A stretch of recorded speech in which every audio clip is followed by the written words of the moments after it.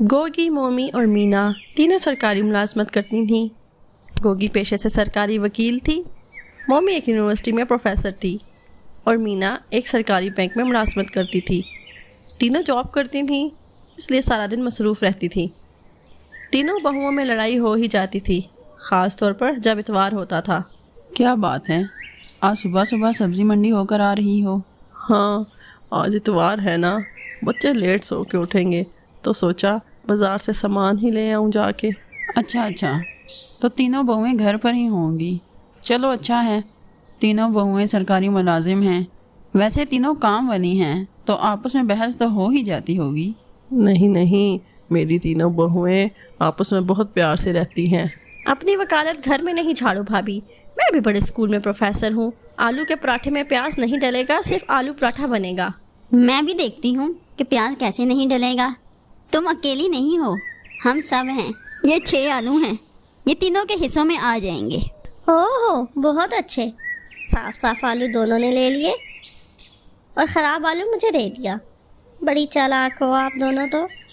میں بھی بینک میں نوکری کرتی ہوں، سارا حساب کتاب جانتی ہوں۔ مجھے بھی صاف آلو چاہیے، یا آدھا آلو خراب ہے۔ میں محلے میں کہتی پھرتی ہوں کہ میری تینوں بہویں آپس میں نہیں لڑتی، اور یہاں دیکھو کیسے آلوؤں کے پیچھے جنگ چھڑی ہوئی ہے۔ اتنی بڑی سرکاری نوکری کرنے والی ہو تم تینوں اور بچوں کی طرح لڑ رہی ہو۔ پتہ نہیں میرے جانے کے بعد تم تینوں کا کیا ہوگا۔ ساس کے ایسا کہتے ہی تینوں بہویں معافی مانگنے لگ گئیں۔ آج کہہ دیا، آج کے بعد ایسا مت کہیے گا۔ سوری ماں جی، ایسی باتیں مت کیا کریں۔ آپ کے بنا ہم تینوں ادھوری ہیں ماں جی۔ پھر کیوں لڑتی ہو تم تینوں آپس میں؟ پیار و محبت سے رہا کرو، اس سے گھر میں برکت ہوتی ہے۔ اس کے بعد تینوں بہویں مل کر ناشتہ بناتی ہیں اور آپس کی نوک جھوک جو ہلکی پھلکی ہوتی ہے وہ ساس کی بدولت ختم ہو جاتی ہے۔ ان کی ساس کی نند کچھ دنوں کے لیے وہاں رہنے کے لیے آ جاتی ہے۔ وہ چغل خور اور جھگڑالو ہے، پر ہے تو ان کی نند ہی نا۔ بھابھی، میں کب سے انتظار کر رہی ہوں، مجھے چائے ناشتہ کون سی والی بہو دے گی؟ جی رکو، میں تمہارے لیے ناشتہ بنا کر لاتی ہوں۔ اچھا پھوپھو، میں چلتی ہوں، اللہ حافظ، آپ کو شام کو ملوں گی۔ میں بھی چلتی ہوں پھپھو جی۔ اوہ، مجھے بھی لیٹ ہو گیا ہے، میں بھی جلدی نکلوں گی۔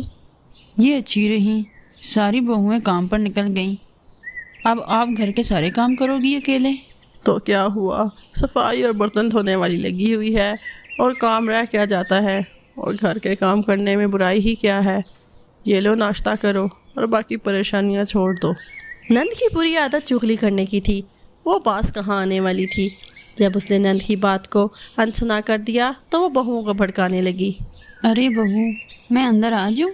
ہاں پھوپھو، آ جائیں، آپ کا ہی گھر ہے، جہاں مرضی آئیں جائیں۔ بس کپڑے رکھے ہوئے تھے وہی سمیٹ رہی تھی، کل ممی نے دھو دیے تھے۔ اچھا، تبھی ممی کا منہ بنا ہوا تھا کہ سارا دن کام میں لگی رہتی ہوں۔ وہ پروفیسر ہے نا، جلدی آ جاتی ہے تو زیادہ کام کرتی ہے۔ اچھا، ایسا کہا اس نے؟ ایسی تو کوئی بات نہیں ہے، میں اور مینا بھی کافی کام کر لیتی ہیں۔ ممی تو فالتو میں بات کر رہی ہوگی۔ گوگی کو بھڑکانے کے بعد مینا اور مومی کو بھی جھوٹ موٹ کی پٹی پڑھا دی۔ کیا گوگی بھابھی اور مینا بھابھی نے ایسا کہا؟ گھر خرچ میں ان سے زیادہ پیسے میں ہی دیتی ہوں، وہ ایسے کیسے کہہ سکتی ہیں کہ وہ گھر خرچ میں زیادہ پیسے دیتی ہیں؟ اچھا ہوا پھوپھی جی، آپ نے مجھے بتا دیا کہ وہ میرے بارے میں کیا سوچتی ہیں۔ تینوں بہوؤں کے رویے میں فرق واضح نظر آ رہا تھا۔ یہ کیا ہوا، آج اتوار کے دن بھی گھر میں کتنا سکون ہے۔ گوگی بہو، کیا ہوا، آج کچن میں کوئی خاص ناشتہ نہیں بنانا کیا؟ مجھے نہیں پتا ماں جی، میں نے اپنے لیے اور ان کے لیے حلوہ پوری منگوا لی تھی۔ زیادہ کرنے کی ضرورت نہیں ہے، ہم نے بھی آج باہر سے ناشتہ کر لیا ہے اور ہم مووی دیکھنے بھی جا رہے ہیں۔ میں نے بھی سموسے کھائے ہیں اور اپنا کماتی ہوں، کسی اور کا نہیں کھاتی۔ یہ کیا بات ہے، کوئی سیدھے منہ بات کیوں نہیں کر رہا ہے، اور یہ آپ بھی نظر کیوں نہیں آ رہی؟ لگتا ہے اپنے کمرے میں ہوں گی، ان کی چائے وہاں دے آتی ہوں۔